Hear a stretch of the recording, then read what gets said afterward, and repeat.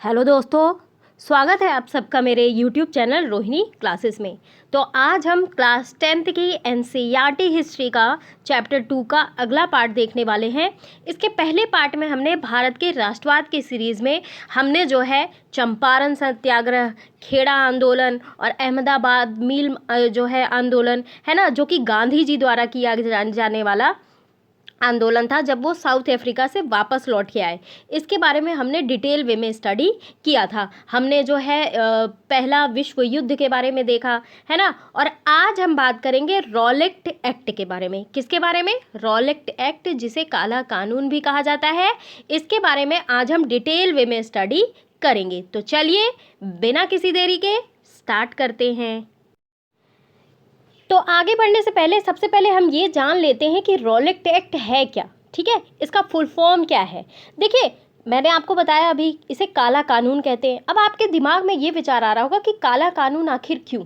तो मैं आपको ये बताती हूँ कि 18 मार्च, ध्यान रखेंगे, 18 मार्च 1919 को क्या हुआ कि भारत की जो ब्रिटिश सरकार थी उस समय, उसके द्वारा भारत में जो राष्ट्रीय आंदोलन उभर रहा था ना, उसको कुचलने के उद्देश्य से ये कानून लाया गया। और ये जो कानून है, ध्यान रखेंगे गाइस, बहुत इंपॉर्टेंट पॉइंट मैं बता रही हूँ। कब स्टार्ट हुआ? 18 मार्च 1919 को। और ये कानून जो है किसकी अध्यक्षता में किया गया? Sir Sydney Rowlatt. ठीक है, इसीलिए इसे रॉलेट एक्ट भी कहा जाता है ना। तो सर सिडनी रॉलेट की अध्यक्षता वाली सेडिशन कमेटी जो है, इनकी सिफारिशों के आधार पर इसे बनाया गया। और ये जो रॉलेट एक्ट था ना, ये रॉलेट एक्ट का सरकारी नाम है जो है, मैं आपको बता दूं, अराजक और क्रांतिकारी अपराध अधिनियम 1919। इसका फुल फॉर्म भी पूछ लिया जाता है गाइज, ये आपको ध्यान रखना होगा। तो मैं आपको इसका फुल फॉर्म बता दूं, दी एनार्कियल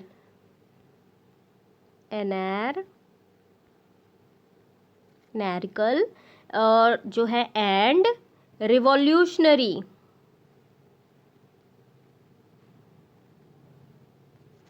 क्राइम एक्ट ऑफ 1919।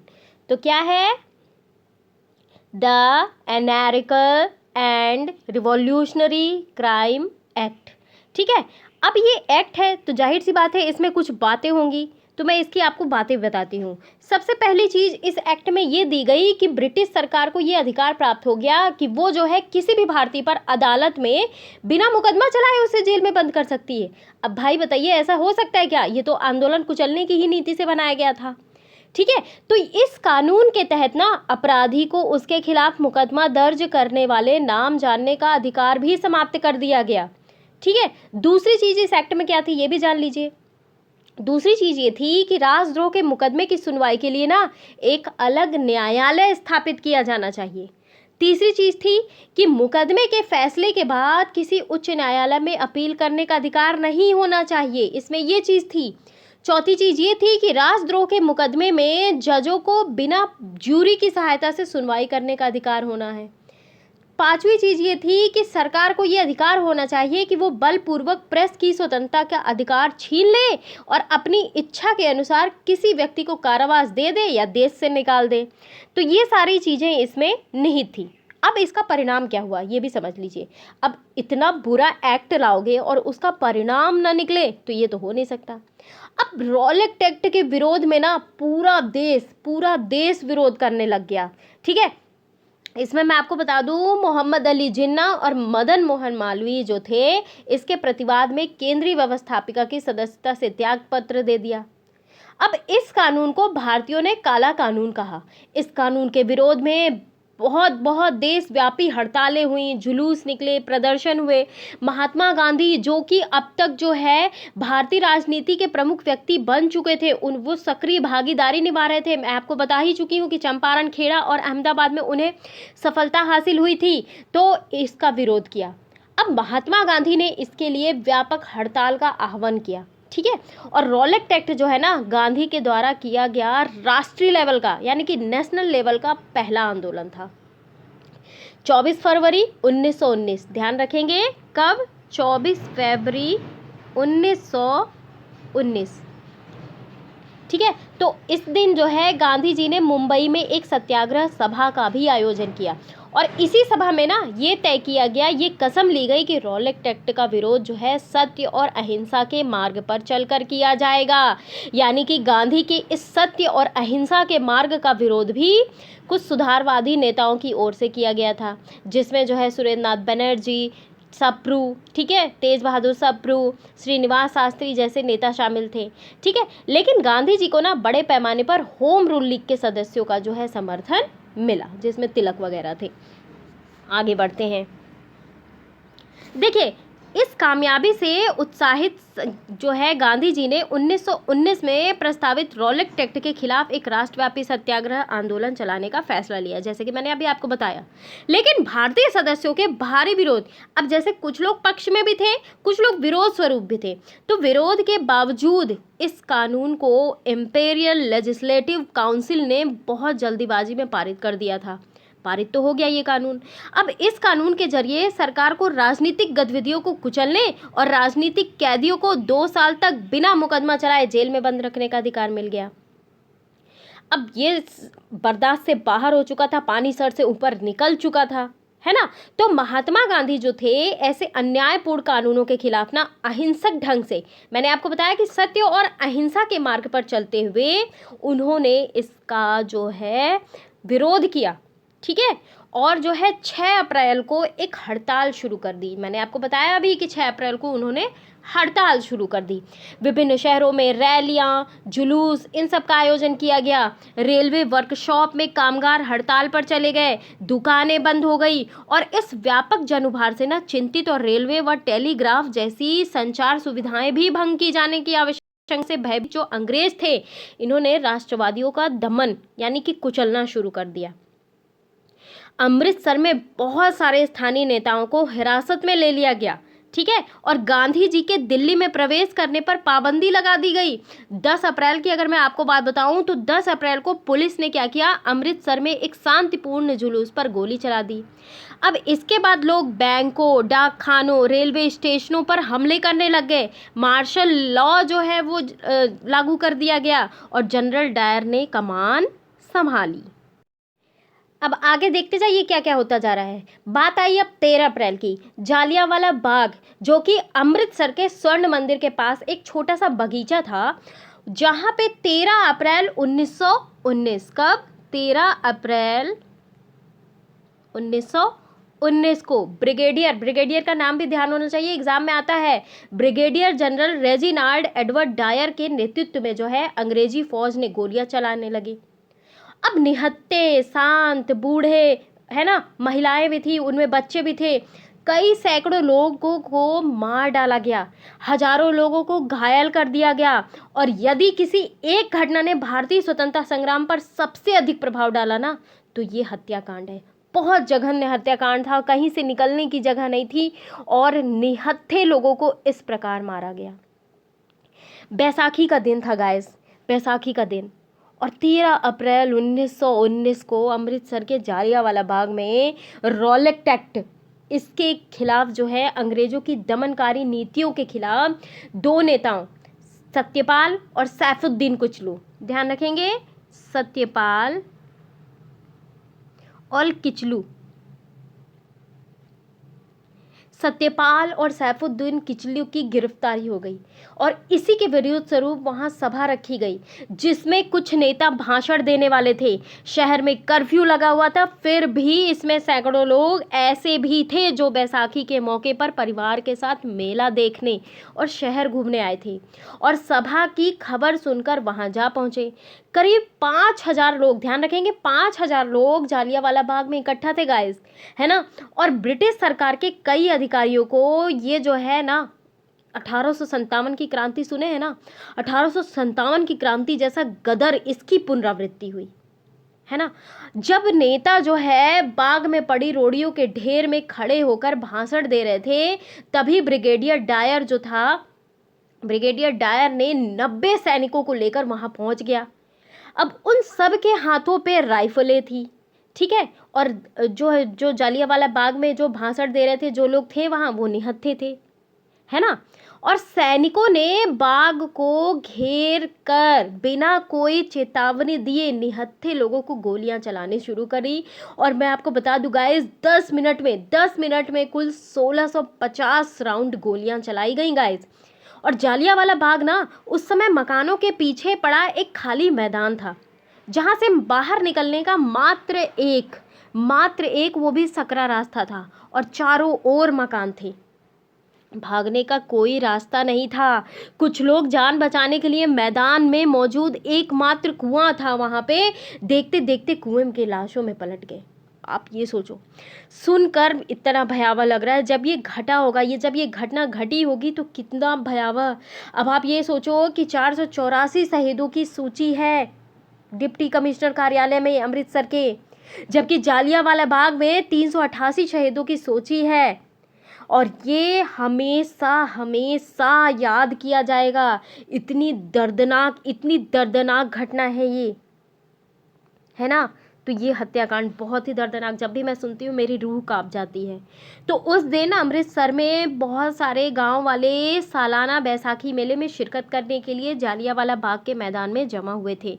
काफ़ी लोग तो सरकार द्वारा लागू किए गए दमनकारी कानून का विरोध, जैसे कि मैंने अभी आपको बताया कि सैफुद्दीन किचलू, ठीक है, और सत्यपाल की गिरफ्तारी के विरोध स्वरूप जो है वहाँ पे भाषणबाजी भी चल रही थी, ठीक है। शहर के बाहर होने के कारण वहाँ जुटे लोगों को ये नहीं पता था कि इलाके में मार्शल लॉ लागू हो चुका है, ठीक है। और जनरल डायर जो है हथियार बंद सैनिकों के साथ वहाँ पहुँचा, और जाते ही उसने मैदान के बाहर निकलने के सारे रास्ते बंद कर दिए। एक ही तो रास्ता था, वही बंद करना था।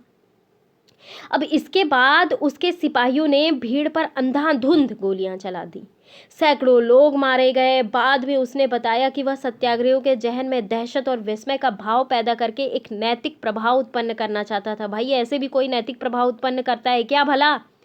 और जैसे जैसे जालियांवाला बाग में की खबर जो है फैली, उत्तर भारत में बहुत सारे शहरों में लोग सड़कों पर उतरने लग गए, हड़तालें होने लगी, लोग पुलिस के मोर्चा लेने लगे, सरकारी इमारतों पर हमला करने लगे। भाई आक्रोश तो होना ही होना है, निहत्थों पे गोली चलाओगे तो आक्रोश तो फैलेगा ही देश की जनता में। सरकार ने इन कार्रवाइयों को निर्ममता से कुचलने का रास्ता अपनाया। सरकार लोगों को अपमानित और आतंकित करना चाहती थी। सत्याग्रह को जमीन पर नाक रगड़ने के लिए, सड़क पर घसीट कर चलने, सारे साहिबों को सलाम मारने के लिए मजबूर किया गया। लोगों को कोड़े मारे गए। गांवों में, ध्यान रखेंगे, गुजरावाला और जो कि पंजाब पे है, बम बरसाए गए। हिंसा फैलते देख महात्मा गांधी ने आंदोलन जो है वो वापस ले लिया। भले ही रॉलेट सत्याग्रह एक बहुत बड़ा आंदोलन था, लेकिन अभी भी वो मुख्य रूप से शहरों और कस्बों तक ही सीमित था। महात्मा गांधी जो थे ना, वो पूरे भारत में और ज़्यादा जनाधार वाला आंदोलन खड़ा करना चाहते थे, लेकिन उनका मानना ये था कि हिंदू मुसलमानों को एक दूसरे के नज़दीक लाए बिना ये आंदोलन जो है वो संभव नहीं है।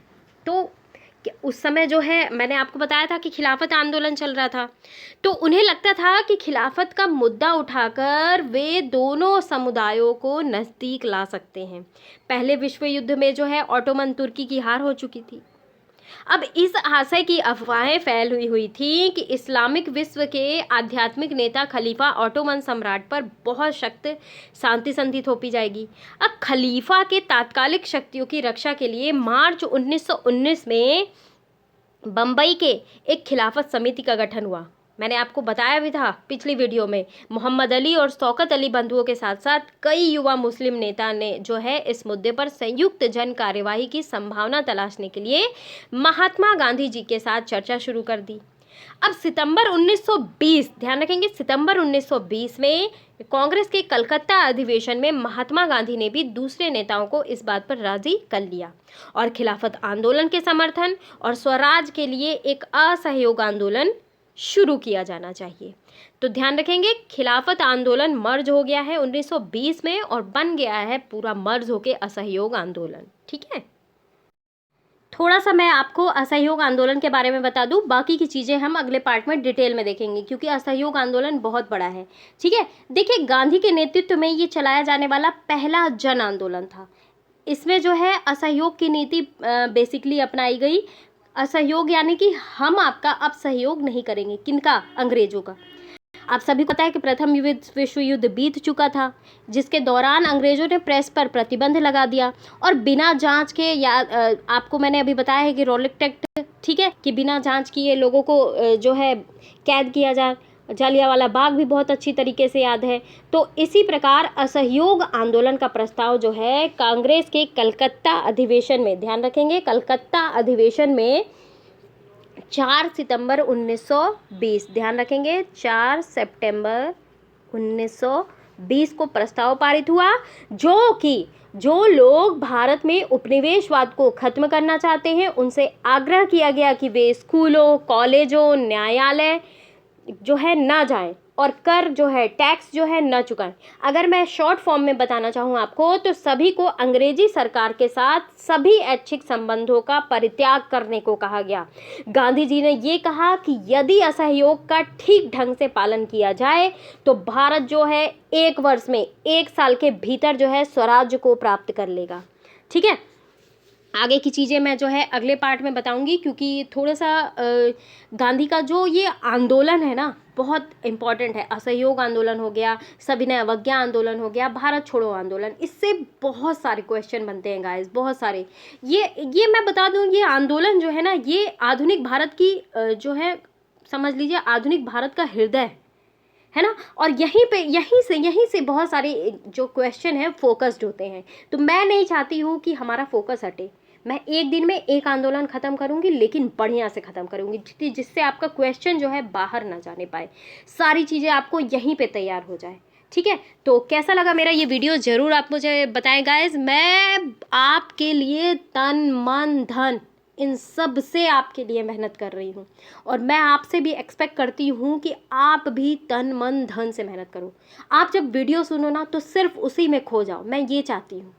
आप ऐसे खो जाओ कि आपको अगली दफ़ा पढ़ने की ज़रूरत ना हो, आपको पूरी चीज़ें कहानी की तरह याद हो, कहानी के फॉर्म में याद हो जाए, है ना। और पढ़िए गाइज, यही समय है। आप अपने घरों में हैं, सुरक्षित रहिए, कोरोना का काल चल रहा है, सभी लोग अपने घरों पे सुरक्षित रह के ऑनलाइन क्लासेस करिए, पढ़िए, ज़्यादा से ज़्यादा पढ़िए। कल को ये ना कहने हो कि हमने टाइम वेस्ट किया, हमारा एग्ज़ाम नहीं क्लियर हुआ। पढ़ने में कोई भी कोताही ना करें। तो पढ़िए गाइज, दिल से पढ़िए, क्योंकि मैं दिल से पढ़ाती हूँ, दिल से, है ना। और आप दिल से पढ़ो। Thank you very much. अगर वीडियो अच्छा भी लगता हो तो शेयर भी कर दीजिए, लाइक कर दीजिए, बेल आइकन प्रेस कर दीजिए गाइस, और प्लीज़ गाइस शेयर कर दीजिए, है ना। Thank you very much.